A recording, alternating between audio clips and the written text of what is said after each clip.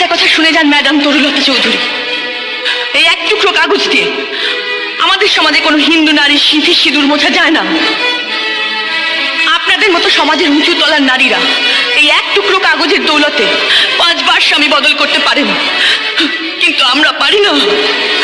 আমরা একবার যাকে স্বামীর আসন দিই, সারা জীবন তাকে সেই আসনেই রাখি। আমি একজন গরিবের মেয়ে সত্যি, কিন্তু একেবারে অসহায় নই। আমার পেটে বিদ্যে আছে, মগজে বুদ্ধি আছে, শরীরে শক্তি আছে, আর সবার উপরে আছেন আমার ভগবান। সেই ভগবানের দিব্যি নিয়ে বলছি, আপনার এই রং মহলে আমি কোনোদিন থুথু ফেলতে আসবো না।